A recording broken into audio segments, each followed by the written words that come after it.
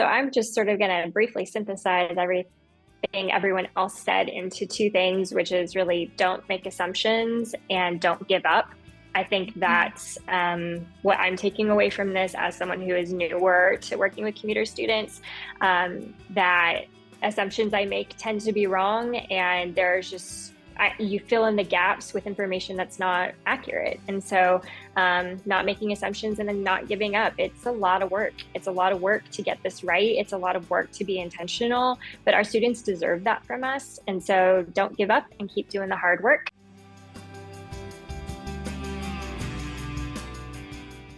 Welcome to Student Affairs Now, the online learning community for student affairs educators. I am your host, Heather Shea. Today, we're going to be talking all about commuter students, a topic near and dear to my heart, as one of my very first professional roles after graduate school was serving as the coordinator of commuter student affairs at the University of Arizona. When I came into that position, I quickly learned that it's much more complicated than simply who lives on campus and who doesn't. And on today's episode, we're going to unpack this topic in greater detail, aiming to provide some good resources for our listeners to better understand and support the commuter students on their campuses. Student Affairs Now is a premier podcast and learning community for thousands of us who work in, alongside, or adjacent to the field of higher education and student affairs. We hope you'll find these conversations make a contribution to the field and are restorative to the profession. We release new episodes every week on Wednesdays, and you can find us at studentaffairsnow.com, on YouTube, or anywhere you listen to podcasts. Today's episode is sponsored by Simplicity, a true partner. Simplicity supports all aspects of student life with technology platforms that empower institutions to make data-driven decisions. This episode is also brought to you by Stylus. Visit styluspub.com and use promo code SANOW for 30% off and free shipping. Stay tuned to the end of the podcast for more information about each of these sponsors. As I mentioned, I am your host, Heather Shea. My pronouns are she, her, and hers, and I am broadcasting from East Lansing, Michigan, on the campus of Michigan State University. MSU occupies the ancestral, traditional, and contemporary lands of the Anishinaabe, Three Fires Confederacy of Ojibwe, Ottawa, and Potawatomi peoples, and the university resides on land ceded in the 1819 Treaty of Saginaw. Thank you all so much for joining today. I'm going to turn my gallery view back on. We have an awesome panel today of folks who are going to approach this topic from all different vantage points. In your introduction, if you could tell us a little bit about your role on your campus and what brought you to the episode today. And I'm going to kick it off with Pietro. Welcome.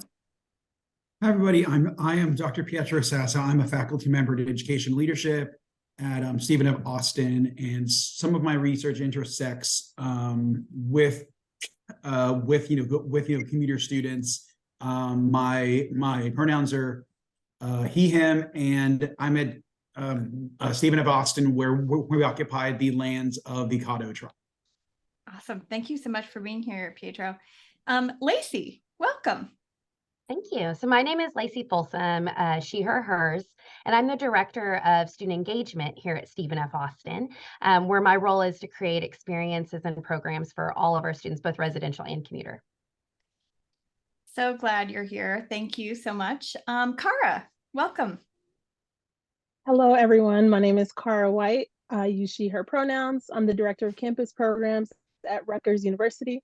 Similar to Lacey, my role is all about engaging our students on campus, but I also was a commuter student, so I have an interest in just making sure we're serving that population.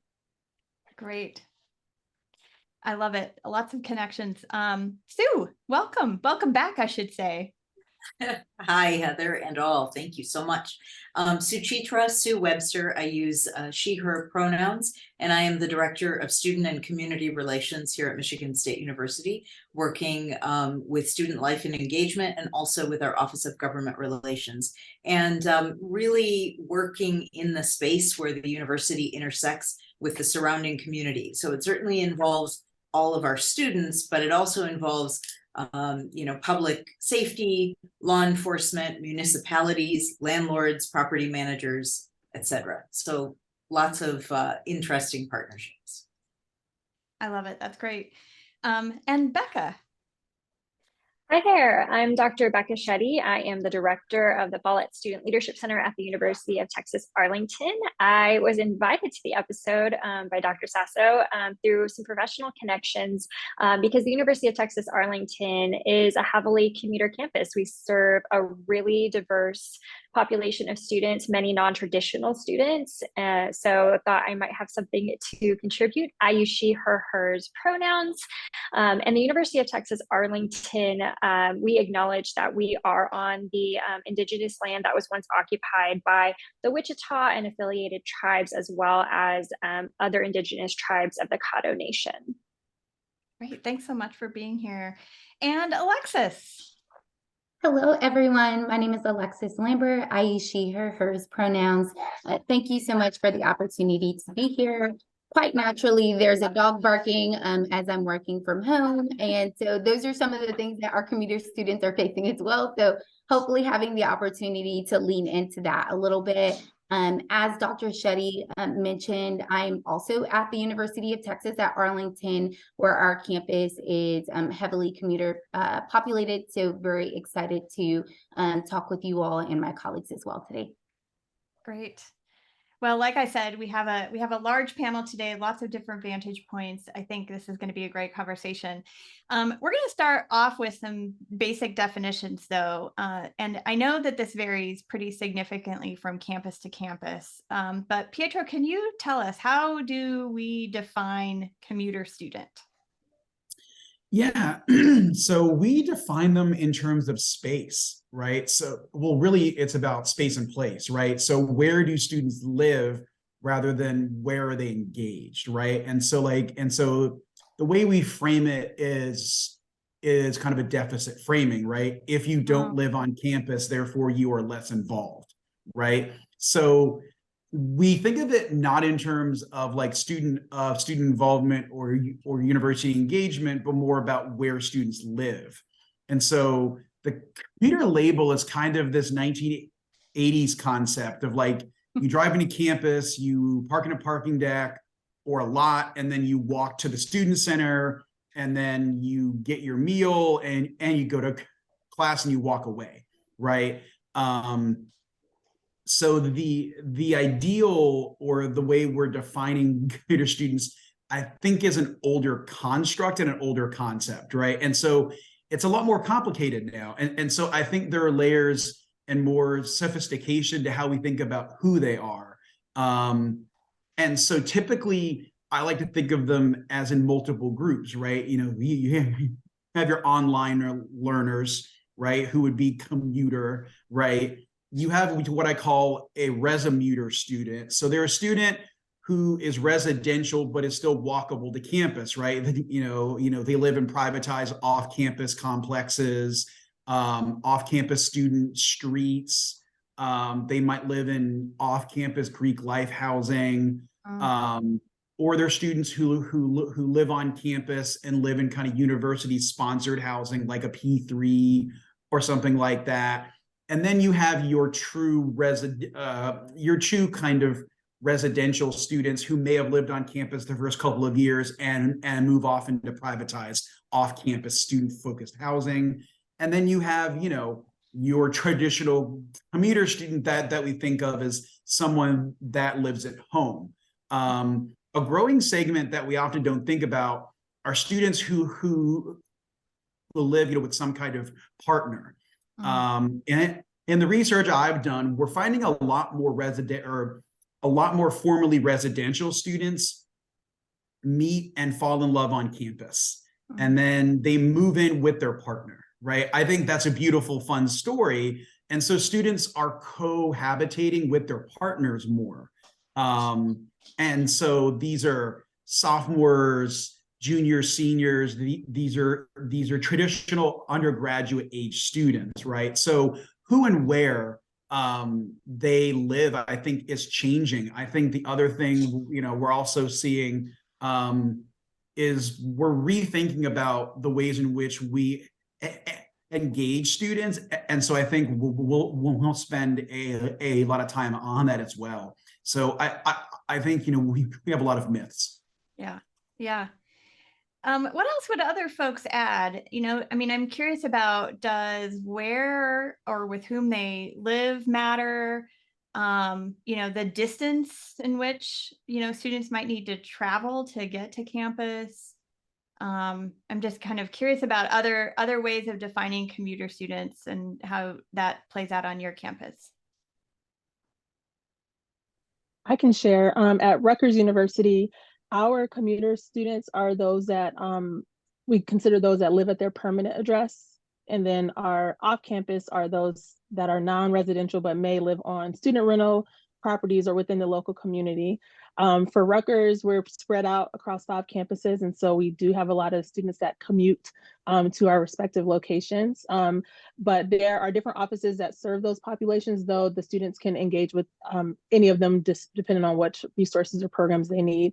And that's our commuter students are generally supported greatly through our student involvement and leadership office, and our off-campus students generally get support from our off-campus living and community partnerships office.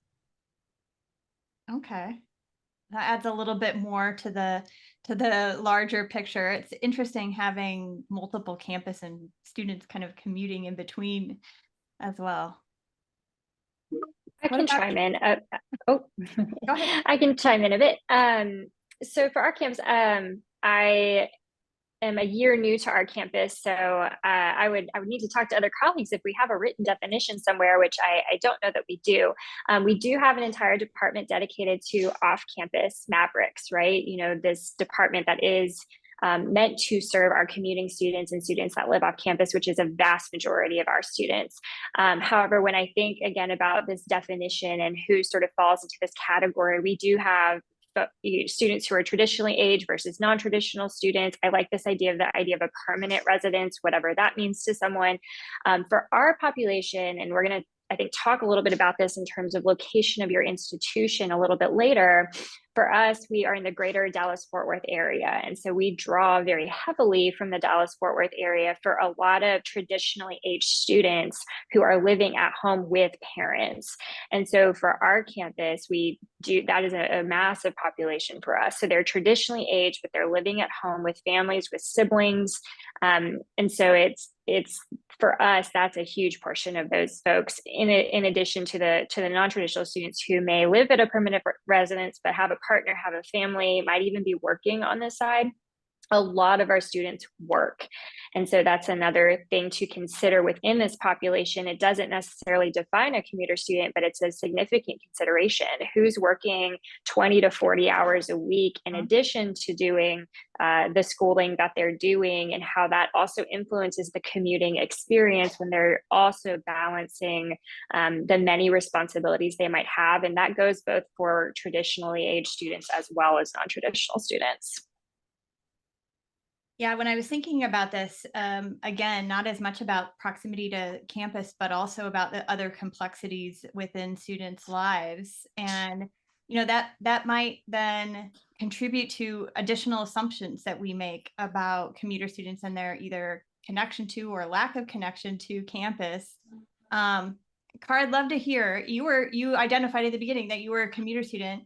What do you think some of those myths and assumptions might be about, commuter students that administrators, those folks sitting in my role, might think? I think a lot of times administrators assume that commuters just want to come to campus, go to class, and leave because they have so many obligations, when a lot of times a lot of our commuter students are looking for those opportunities to engage. I think about when I was a commuter student, I was involved in our programming board. I worked in the student center. And so I was always looking for opportunities to connect with people on campus, because I didn't live on campus and couldn't, have a roommate in the residence hall or that sort of thing. Like, I really had to capitalize off of those experiences to engage. And I think now in my current role, I have a student who lives 25 minutes from campus, comes to class, has an internship at a community college that's near, but still takes time to serve the programming board and come to work late night events because she has that desire to connect with people. So I think a lot of times administrators just assume that our commuters have family obligations, have work, so they typically are non-traditional and have all these workarounds to deal with. But a lot of times, even if they do fall in those categories, they're still looking for those opportunities to engage. And I think it's important to provide those and welcome those and make sure that is presented to them in a way. So being intentional about the programming that we do or job offerings that we have to provide opportunities for commuters to feel like they are seen. Yeah, other thoughts about myths or assumptions? I would definitely add into Cara's point about that whole student engagement realm of things, is that our commuter students or our online learners are not going to be yearning after those opportunities that typically happen on our campuses. I would also even go as far as to say that the myth a lot of times resumes with the fact that our commuter students are traveling long distances. I think Dr. Sasso mentioned the point of this resomuter term and how that definitely is popular in some of our colleges where we occupy. But I think a lot of our students, especially from a UTA perspective, are very close to campus, usually in walkable or drivable distances. But one of the factors that impacts our students' abilities to participate in these activities is really that the public transportation system is kind of non-existent for our students that do come from a larger distance and do need to drive to campus and deal with maybe traffic that's in the DFW metropolitan area. And so when there aren't really public transportation systems in place for those students to navigate and have access to be on campus when they need to be for those times, I think that sometimes administrators can get caught up in what that can look like if we don't have the infrastructure in place to really assist them or get them to our programs. I would just add that some of the issues I think that off-campus or commuter students face are not dissimilar from what traditionally residential students are facing too. And when I think about what's gone on since the pandemic, and you think about integrating support systems for our students, I think that's very important. I mean, you hear about, it's easier to say, a commuter student may have more difficulty making a connection or finding friends or having a sense of belonging. I think we're seeing that very much so with our traditionally residential population too. So again, there's something to be said for looking at this holistically as all of our students, as opposed to the segmentation this way. So I just think that the pandemic has called that into sharper focus.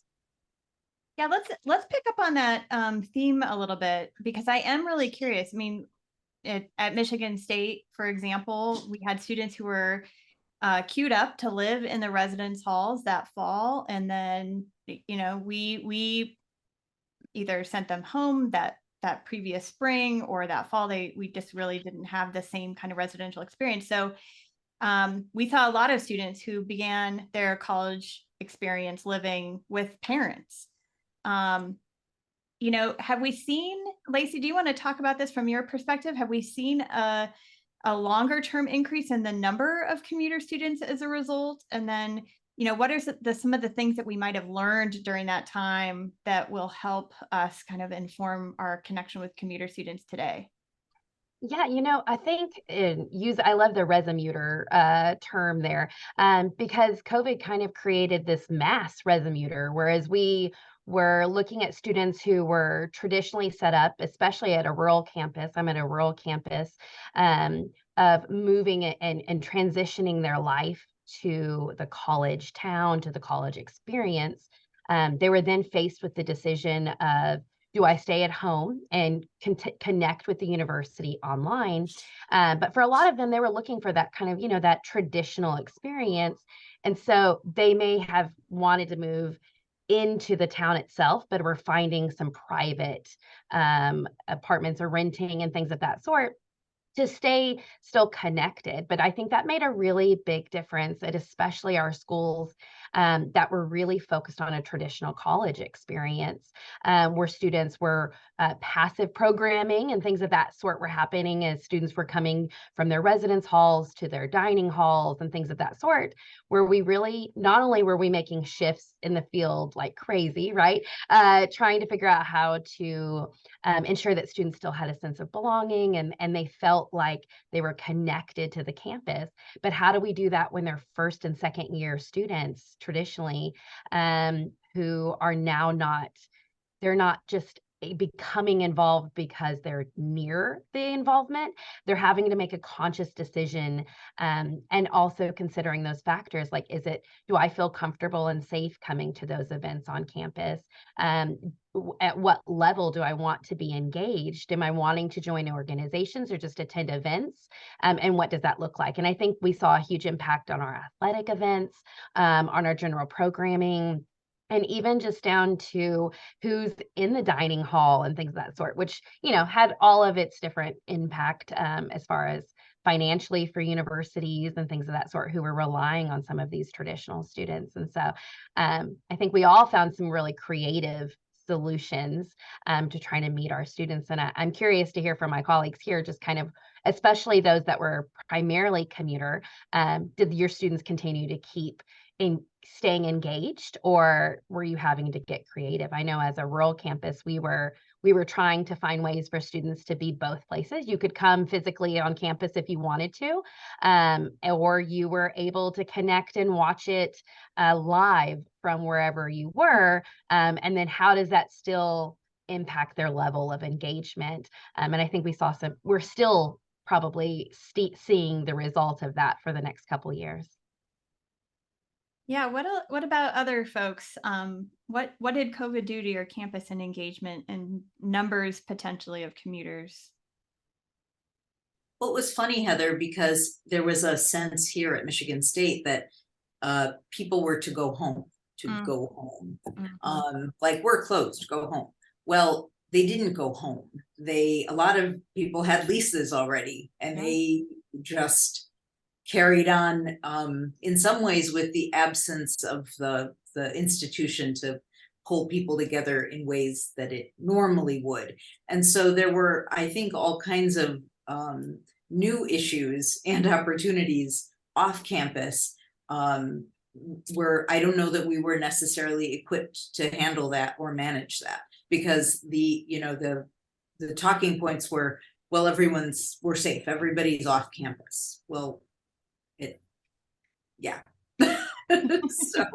So I think, again, some opportunities there for our students overall with, technology usage and different ways for all of us to think about how we engage with our students, and then commuter students, in some respects, were still there, and we weren't really engaging with them in ways that we would during COVID non-pandemic times. So really interesting to see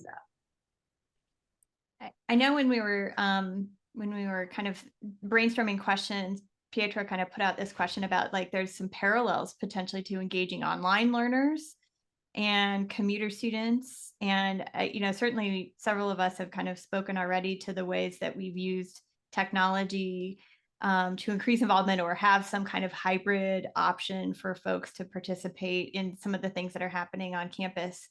But there might be other parallels as well. Curious what folks think. Are there similarities between our kind of exclusively online learners, those who never come to campus, maybe those who even live, much, much, much farther away, and those who are commuters, and what are some of the ways that we're mitigating those challenges? I can chime in. So my department, I'm in the Leadership Center, and our goal is to continue to reach a very, very wide array and population of students. And we hosted a program recently over the lunch hour, providing lunch for our students, but did, of course, get the question of like, well, what if I can't attend at that time, for so many different reasons.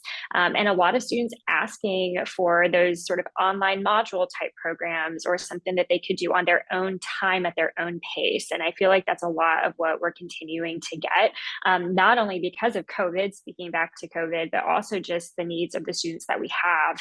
And so speaking to that question, though, the parallels between our online community, which UTA has a significant online community, of online students only, as well as our commuter population, there are a lot of parallels, at least for our campus, and ways that we can serve both at the same time and serve a lot of different kinds of students at the same time if we're getting creative with our use of technology and our online platforms.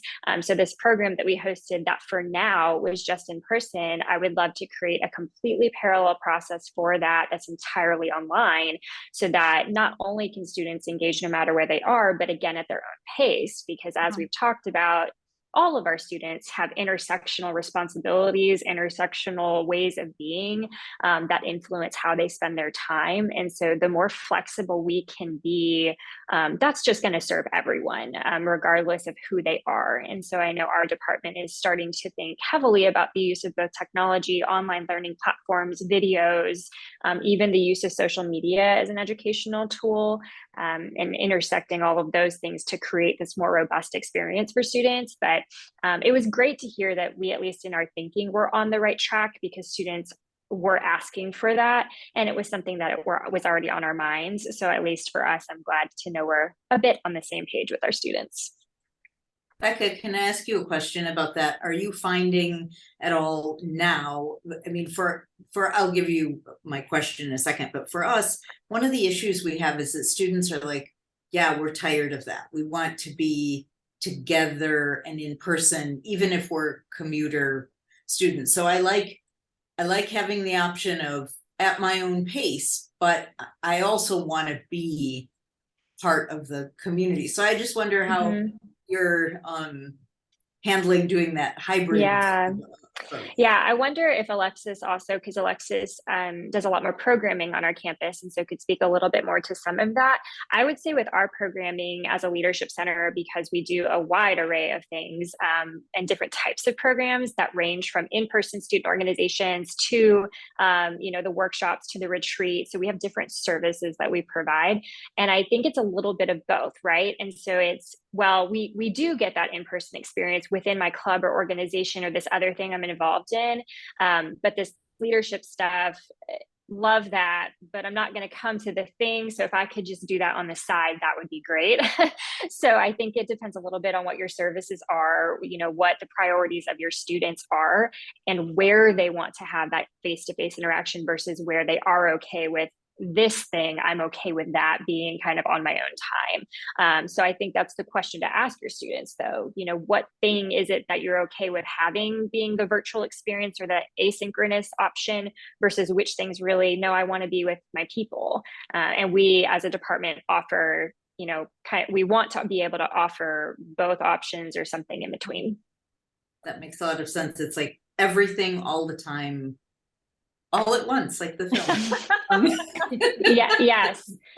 And really, when we've polled students, what format and how the duration and what do you want? And it's all of it, all of it. And we're like, okay, that's both helpful and absolutely not helpful all at the same time. Yeah. Go ahead, Alexis. No, go ahead, Lacey. I was just gonna kind of piggyback off of Becca in saying, yes, it definitely depends on the type of program. We have tried it for some of our programs, but I've realized that with some of the more educational learning opportunities, the students would definitely prefer to be in person for those. So we've tried some trainings and the students were not engaging, not providing ideas and really abreast with the curriculum. However, if it is something that is a fun, invigorating program, they ask for us to do our concert. streamed as well. So that was a virtual option that they requested. Obviously, we did not proceed with that, but we were able to do that, a live stream for our TEDx that happens at our campus, for students that were interested in tuning in to the speaker opportunities, and then even for family and alumni that weren't able to travel to campus for that event. That was one that we had a live stream for, but it is very difficult, I think, to poll our students and figure out what types of events they would like in the hybrid option. You know, when you all were talking about this, it made me think I really believe there was this opt-in mentality that we kind of got from COVID, and translating it to our non-residential students when we're looking at commuters, of they have to make the conscious choice to be able to come back to campus or even to log in. And I think there's a sense of FOMO, you know, using the student term there, of fear of missing out. They're wanting the ability to be able to access it if and when they wanted to, or at least to be able to go back and look at it on their own time. And so we really looked at the idea of, is it necessary for it to be live, or what is it that the result that we wanted from this experience? What was that result for those students, and how can we give that to them in a different way? And a lot of times we were finding, you know, with our transition program, like orientation or something of that sort, having a online meet and greet before the session was what they wanted. They wanted that engagement that they would have got in that in-person experience, but they wanted it in their own unique way. And it's not necessarily just going live for something. And so we struggled with that definitely as a campus. And I think a lot of groups did. You know, every presentation at every conference you went to was, how do you engage them online? But I think when it all boils down, I think there's really important to consider the factor of the opt-in, of this convenient. I want it now, but I only want it when it's convenient. And then how do we create those experiences to still have that same connection for all of our students, not just those who are commuting? Oh my gosh. Go ahead, Kara. Sorry. I just wanted to quickly add, not in the programmatic sense, because I think we all had the similar experiences with trying to figure out how to present things programmatically in that realm, but something that we adapted and learned from through the pandemic as far as information sharing with our commuter students was creating the Discord channel. And it kind of taps into that, what Lacey just was speaking with, this opt-in. It gives the students the opportunity to decide when they want to go on and get the information, and it's available at all times of the day. And that was something that the Rutgers Commuters Student Association created during the pandemic, and it's been pretty prominently used ever since. And so it's pretty active. The students can just hop on, and there are students there that will answer questions from them and connect them to different resources. And so I do think there's this theme of I get the information how I want to get it, when I want to get it, and when it's convenient for me, for sure. That's a great example of something that kind of continues. And I think it brings us back to this theme of belonging. And, you know, if you're a part of the Discord channel, you're part of that community, right? And so, Petra, I'd love to hear more about kind of some of the research either that you've engaged in or others around commuter student sense of belonging, and then how we might be able to connect this to all these new approaches as we were discussing kind of post-COVID to better support commuters going forward. Yeah, I've done a little bit of research with commuter students, and they're always in the samples in my studies and my surveys. And so I think, again, it's about trying to disrupt that myth about where rather than with what or who, right? And so in terms of research and student theory, I think one of the things we conflate is engagement and involvement, right? So involvement really, and Aston's concept, it's about that students spending more time on campus, right? So again, that 1980s idea, right? It's a theory from 1984, right? So and so it's the responsibility for the student to spend more time on campus, and they're therefore more proximal to faculty and staff. Therefore, they have a increased chance to get more involved.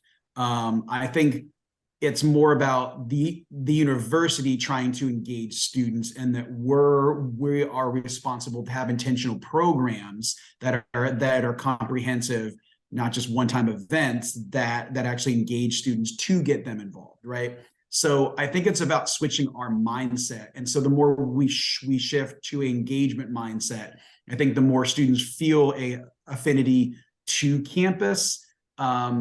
So moving away from that involvement model to an engagement model. And so using, drawing from more of George Kuhn's concepts around engagement. And one of the other myths from my own research is that if they live with their parents, they're less likely to be engaged on campus with like university programs. That's not the case, right? They're a little bit less likely to get engaged if they live with a significant other, right? So if they're partnered up, if they are booed up, as the students say, I think they still say that. They're probably not. They are less, if they're in a situationship, I don't know what students say anymore, or They're whatever. They're talking to people. They're talking, yeah, whatever Gen Z uses on TikTok. If they're in a committed relationship of some kind, right, and they cohabitate with someone, they're less likely to, be engaged. But if they live with friends and peers, or even parents, they're still as likely to actually get engaged. And so certainly those students that live with a significant other, a partner, or the traditional marriage structure, what we would think of that, they are less likely. So I think, and so I think too, it's about sense of belonging with whom too, right? So I think that is the other, right? So who meaning what folks in what space. So are they engaged in leadership programs? Are they engaged, with undergraduate research, with faculty, where they're in a lab or a center?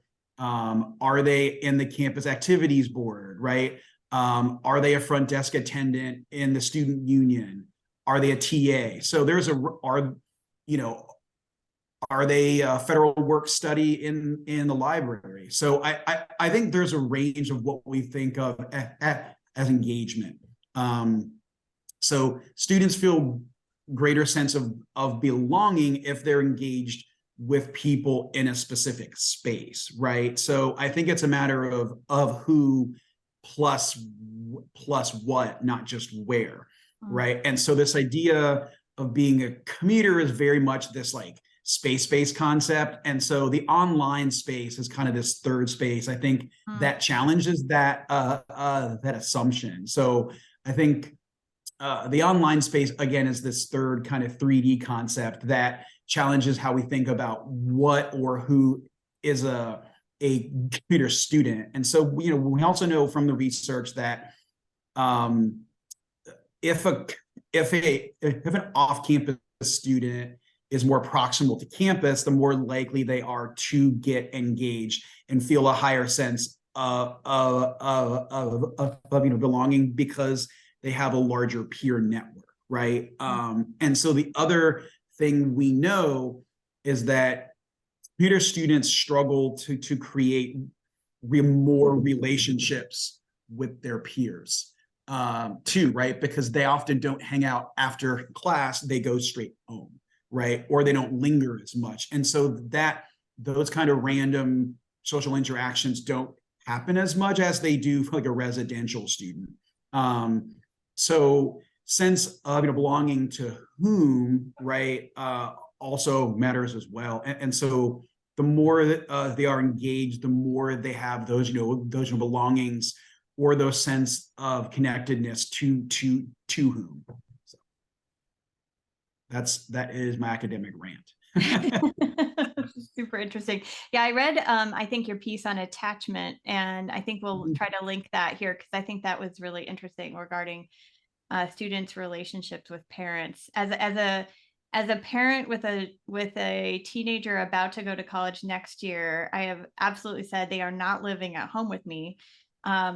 And, you know, it is really interesting too, because as a parent, I would be like, go stay on campus late, I'll pick you up, right? But that's not going to happen.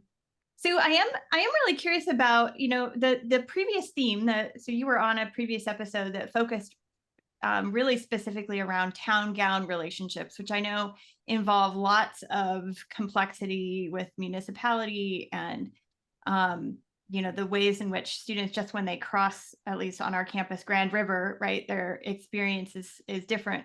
One of the things that I've seen in our community, and maybe in other college places as well, is these high-rise, big off-campus housing units. And like I think about, you know, the role of the RA, for example, in, you know, creating community and kind of enforcing some norms or policies, you know, particularly around alcohol use. Can you talk a little bit about, you know, off-campus housing and complexities of serving students in these massive high rises, and then serving students as well as kind of supporting landlords who maybe don't have student affairs backgrounds, right? And yet are dealing with some student developmental pieces that might be impacting the community. Absolutely. Heather, I would say that we at Michigan State University are a little bit late to the game as far as having these large, you know, off-campus high rises, et cetera. And that's been very much the norm throughout the country. And it's taken us a little while where, you know, it's just been a few years now, just pre-pandemic 2019-ish, where we started getting some of our really huge complexes. And I think while there are challenges, some of the newer companies and corporations that we're seeing here are very student affairs savvy or aware, maybe not in the way that a traditional mom and pop sort of company, which has, you know, 3 houses that they rent, although they have years of experience and often bring information where I'm like, wow, I wouldn't have thought of that, or I wouldn't have, you know, brought that to bear. So we have all different types of landlords and property managers. And I do know that in some of the large corporations, they are hiring people, for instance, with student affairs backgrounds, who can do a different type of job. And they understand that students have expectations, and it's beyond the physical amenities, and it's that safety and that connectedness. So we are seeing, I think, some richer experiences in those halls. But conversely, they don't have resident assistants always, who are going to be doing the traditional things like going on rounds and sitting down and saying, let's find out what's going on here, as you two roommates are not you know, in sync with one another, and how can I help mitigate issues? And it's not going to have that level of interaction all the time. And so, you know, we do find that there's more intervention sometimes from law enforcement. I can think of a community a little bit north of us where, you know, when you call for assistance, it's often the police or the fire folks that are going to show up. And so that's going to be a very different dynamic than you might see closer to campus. I also want to connect to something that Pietro was saying earlier about, you know, our students and, you know, the virtual space and where they're located. And one of the questions I think that's fundamental for all colleges and universities is to truly have a grasp and an understanding of their commute. Not only, oh, we have this percentage that live on. I mean, I can tell you there's roughly 17,000 students that live on campus at Michigan State University, and the rest of them live elsewhere. But I do want to make a plug for something we're doing here, which is to work with our registrar's office and do a deep dive on where those students are living. Are they commuters who are in the car coming in by vehicle from 45 miles away 3 times a week? Or are they literally living across the street, you know, with 5,000 other students in a neighborhood that is shifting from permanent resident focus, a lot of older folks, to, you know, a student type neighborhood? Are they on a bus line? Do they have access to groceries? Is there, you know, the appropriate supports in terms of wellness, mental health, etc.? And sometimes we have broad strokes information, again, like 60% don't live here, or this many live on campus, but where are they? And certainly we have virtual spaces and other things to consider, but where they live physically has a huge impact on students and also on the community that they are part of. So I think there's lots of research to be done there, institution by institution.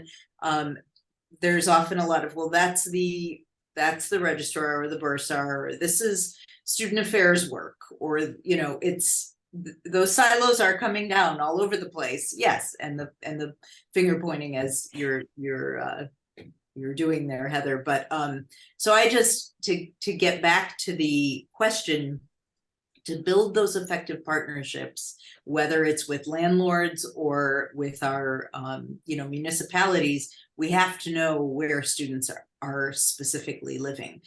People have ideas in their minds about, oh, well, that's where all the grad students live. Well, no, actually they don't, because on the stipend that we're paying them as an institution, they cannot afford to live there.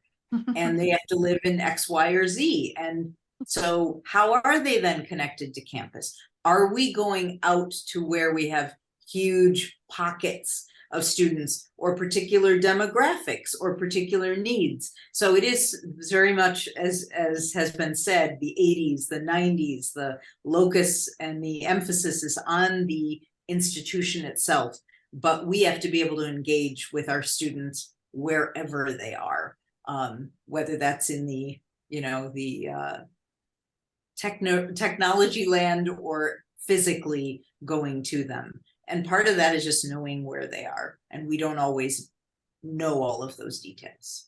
So I think I've talked about a variety of topics there and hopefully answered a little bit of the original question. Yes, yes. Yeah. Other thoughts for folks who want to chime in?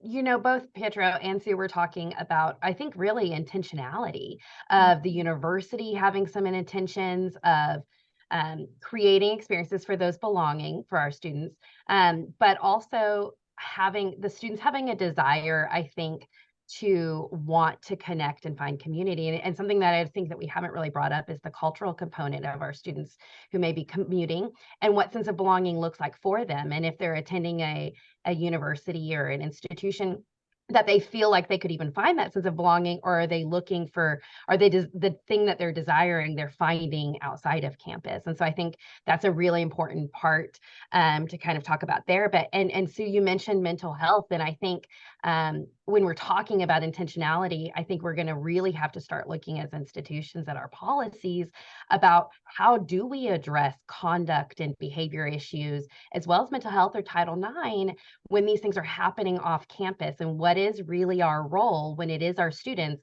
especially at these locations, these high rises, as you mentioned, that are predominantly students, and where does the sense of responsibility land? And so I think there's some really great opportunities for research, but also for institutions to look at their own unique populations of how we're going to address this. Totally agree. This is such a fascinating conversation, and I think I'm hearing at least like 3 different follow-up episodes here, because I think we could really dig in a little bit deeper into the ways in which our campuses built environments, the technology environment, and otherwise are influencing students. Becca, I want to pick up though on this idea of sometimes I think the institutional context, you know, does matter, and that if your institution is situated in kind of what we kind of traditionally think of as a college town versus an urban campus versus a community college, like in what ways might institutional differences kind of affect the way that an institution serves or works with their off-campus or commuter student population?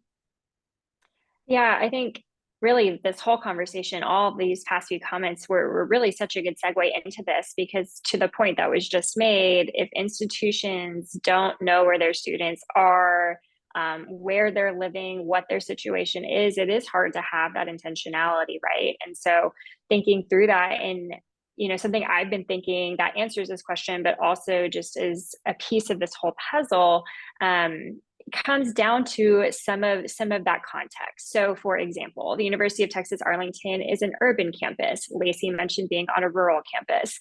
The idea of a college town, those are very different environments. And so how we even interpret what a commuter student is in those contexts can be very different. And so where they are, who they're with, what that looks like is definitely going to be different, and understanding how our local communities and the culture of the town, the culture of this space influences these things can really matter. I'll give you an example. So in our case, we are an urban campus, again, DFW Metroplex. And so we have students who might be commuting 30, 45 minutes away from local areas. They're living with parents, as I mentioned earlier. And I had a student, for example, because they were living at home with their parents. We in our department offer some overnight opportunities, right? The retreats away from campus. Well, this student needed parental permission. They're over 18 years old, but culturally, their family was not comfortable allowing them to come to a campus program that was going to be overnight. And that would not be the first time that's happened, where folks in my larger unit have had to have conversations with parents explaining the event, explaining what's going to be happening, how the student is going to be housed outside of their home overnight with a larger population of students. And so I can just imagine, depending on the community you're a part of, the town your institution might reside in, the type of commuter student we're talking about, how do those kinds of factors come into play? What area or region of the country are you in, and what values seem to be important to that region of the country? I think there's so much at play in how our students experience the university or college experience that also has to do with locale and the values associated with that, the types of communities we have, even sub-communities within our areas. So that's a little bit about locale, but also just another consideration when it comes to this, knowing your student, knowing your institutional's stance on those students, and being really intentional about how we engage. But I'd be interested for those who have different institution types or different locations, because I think we're all from pretty different locales in this conversation, and where your institutions are located, but how that might influence things. Because again, we're an urban campus where we draw from that 30 to 45 minutes away, which might be different than a college town. Becca, I also wonder, to your comment, it's also about the language that our institutional leaders use, and are they explicit and intentional in including, even if it's statements like, regardless of where you call, what home is for you, or what, I'm saying it in a way that's savvy, but there are communications experts on each of our campuses that we should be hopefully able to work with and have them include a lot of the appropriate language and messages that we would like our commuter students to hear. Mm-hmm. This is great. I'd like to get to some kind of innovative practices. Every year at ACPA, there used to be a session called More Than a Place to Park, right? Which really kind of problematized this idea that it's not just about parking. Although we all complain about parking on our campuses to a certain extent, right? Alexis, talk a little bit about some innovative practices about, serving commuter students, at commuter campuses or otherwise. Yes, I think we've heard a lot of our colleagues already talk about this larger concept of meeting students where they are, and how we do that with regard to having commuter students in mind, and all of our students for the greater good. And so when I think about how we can better serve our students and giving them more than just this education, this degree, and a place to park our cars that probably costs us too much money anyway, I think it's really important to try and make sure that our efforts are always geared with the students in mind first. And so does that mean that we host a program during the day? Our institution, again, at UTA, does a lot of scheduling, intentional scheduling with academia. And so previously there used to be an academic agreement where on Mondays and Wednesdays from 12 to 1, the lunch hour, there would be no classes scheduled. And that was done intentionally so that our students would have the opportunity to engage in our campus activities, and to make sure that our students were having this co-curricular experience where they could go and engage in these opportunities and then return to their classes and then go back to their lives should they need to go to work or whatever the other circumstances may be. And so I think that is a really good example of what those partnerships could look like and how we advocate for the greater good of our students and how they access our resources.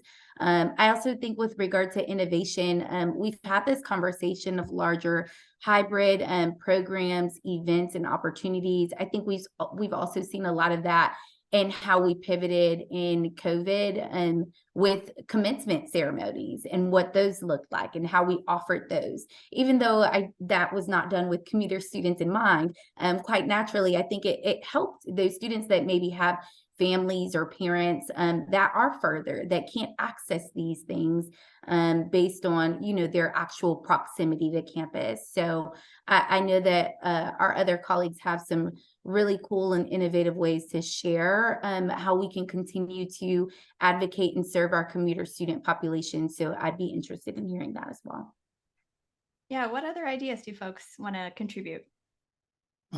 I think going off of what Alexis said, I think the common hour idea and partnering with the registrar is one of the more innovative things I've seen, right? If it's a Tuesday, Thursday, or Fridays after 4, right, where there's nothing scheduled so that these types of students can actually get involved. I think that's one of the rarest things I've seen, which shocks me, right? I think it would be more common, but that common hour was really involvement hour. And I've worked at two like universities that actually had it. And when I worked in student activities, it made my life easy because the student organizations met on a Tuesday, and then I would do all my leadership luncheons on Thursday, right? So, but I'd have 80, 90 students show up. It was wonderful. Pizza and soda still actually brings out students, right? So it did back then, it still does now. So just don't put the pineapple on the pizza, by the way. It's like a bad thing still. So anyway, I think the other thing that I've seen innovative, when I worked in student affairs, I worked on like an alcohol task force. And so we had a lot of challenges around commuter students and, DUI challenges. So I've worked on some alcohol education campaigns, right? Some like substance misuse concepts. I think the other thing I've seen in trying to address commuter students, or mostly the resomuter students, so students that live probably approximately campus up to 5 to 10 minutes out, that are walkable, that is like a good neighbor program, doing door hangers, flyers on cars, trying to get a list from landlords, getting lists from your registrar, and then emailing those students and then using social norming, right, around forms of responsible behavior. So I've seen a lot of ways to teach it, and then workshops around like independent living skills, right? Like, how do I pay my rent on time, right? How do I host a party responsibly so that there aren't holes in the wall that I get charged for later, right? So just the basic life skills and student safety training, I think, was very trendy in phases, right? And those sorts of things come and go. I think with commuter students too, the online space challenges it, right? And I think about the nuances, between urban and rural, right?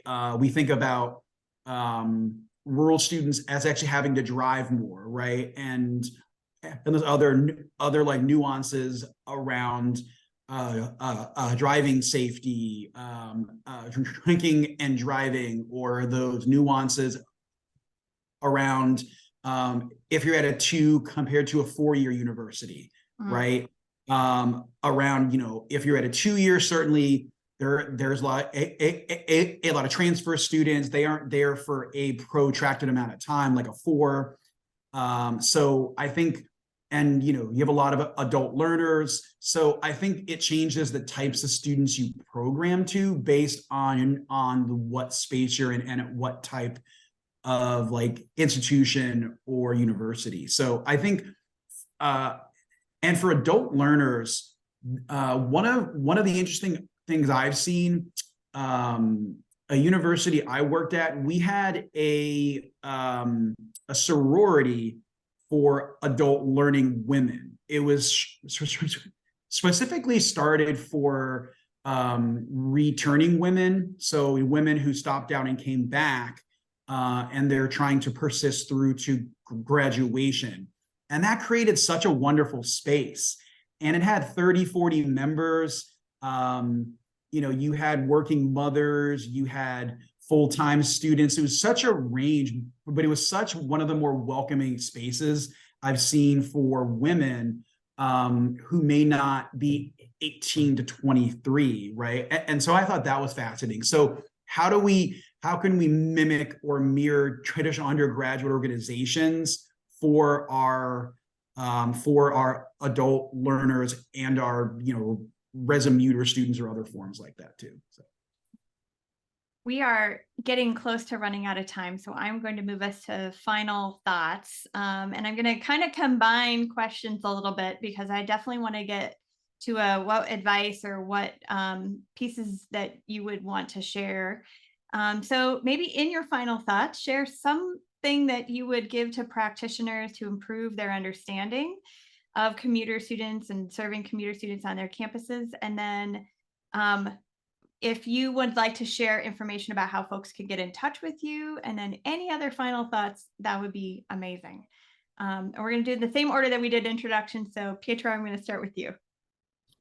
If people want to reach out to me, please see my website, which is drsasso.com, and you can find me. It's not hard. I think my last piece is research, right? Commuter students, if it's institutional assessment, that's a valid form of research still, right? Working with a registrar, doing student focus groups, right? Trying to understand your student voice more is really important.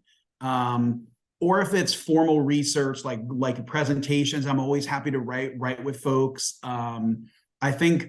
I think oftentimes we've moved away from studying these types of students and have moved on to other social identities, which is wonderful, but we still have these students. And so I really hope that this space we all share right now might encourage more researchers or actually doc students to sort of re-amplify these students. So.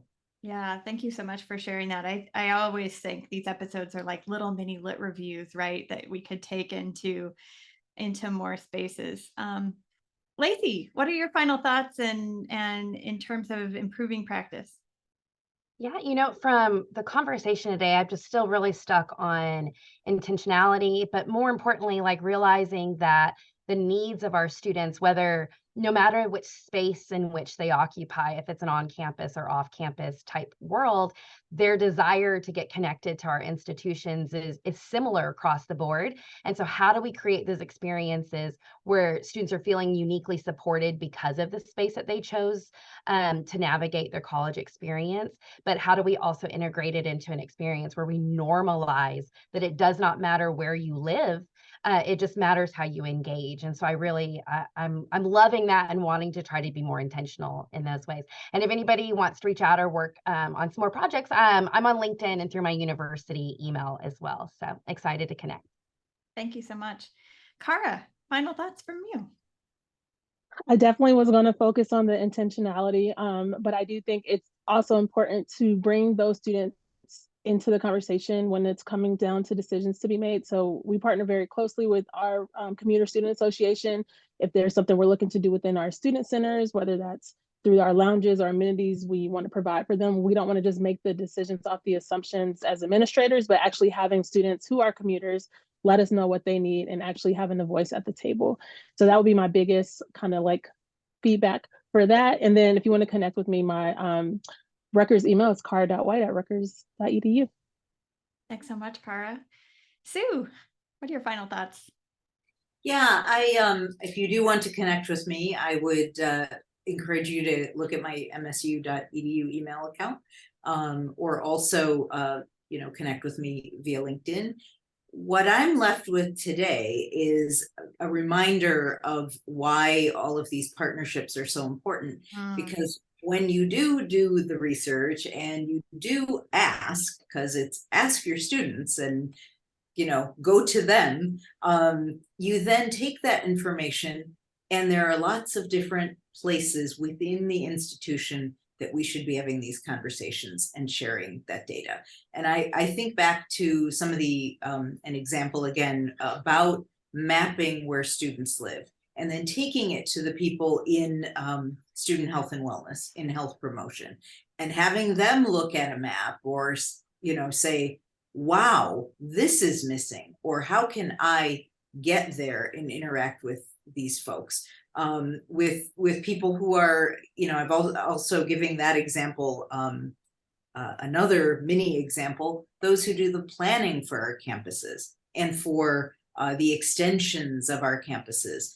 I think it's important information for us to share, not only amongst ourselves as student affairs or student life and engagement practitioners, but with our colleagues on and off campus. So I would stress that. Thanks for this opportunity. I felt like taking a bunch of notes during the conversation. I loved it. It was great. Really, really good. Becca, your final thoughts. Yeah, so I'm just sort of going to briefly synthesize everything everyone else said into two things, which is really don't make assumptions and don't give up. I think that's what I'm taking away from this as someone who is newer to working with commuter students, that assumptions I make tend to be wrong, and there's just you fill in the gaps with information that's not accurate. And so not making assumptions and then not giving up. It's a lot of work. It's a lot of work to get this right. It's a lot of work to be intentional, but our students deserve that from us. And so don't give up and keep doing the hard work. If folks want to reach out to me, becca.shetty@uta.edu. I'm also on LinkedIn and happy to connect. Awesome. Thank you. That's great. And Alexis.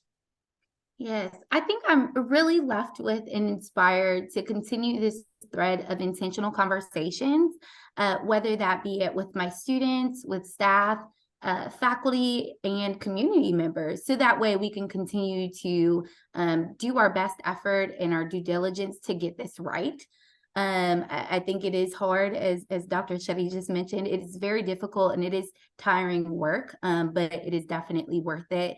And so if we continue to have these conversations with our students in small sessions and making sure that we are intentional in how we incorporate them into the conversation, I think we will continue to make positive strides in the right direction. And if you would like to connect with me, my UTA email will serve just fine. Awesome. Oh my gosh, I learned so much from this conversation today, and I feel like I've really built upon the foundation from my very earliest career and connection with the ACPA Commission for Commuters and Adult Learners. So thank you all so much for your time today. Also sending heartfelt appreciation to our incredible producer, Nat Ambrosi. Thanks for making us look and sound amazing. If you're listening today and you're not already receiving our weekly newsletter, you can visit our website and scroll to the bottom to add your email and check out our growing archives at that point. I want to give a quick shout out to our sponsors for today. Simplicity is a global leader in student services technology platforms with state-of-the-art technology that empowers institutions to make data-driven decisions specific to their goals. A true partner to the institution, Simplicity supports all aspects of student life including but not limited to career services and development, student conduct and well-being, student success, and accessibility services. And you can learn more by visiting simplicity.com or connect with them on Facebook, Twitter, or LinkedIn. And then our second sponsor for today is Stylus Publishing. Stylus is proud to be a sponsor for the Student Affairs Now podcast. You can browse their student affairs, diversity, and professional development titles at styluspub.com and use the promo code SANOW for 30% off all books plus free shipping. And you can find them on Facebook, YouTube, Instagram, LinkedIn, and Twitter at StylusPub. Please take a moment to visit our website and click on the sponsors link to learn more. Again, I'm Heather Shea. Thanks to all of our listeners, to all of the folks who joined on the panel today, and to everybody who's watching and listening. Thanks, and make it a great week.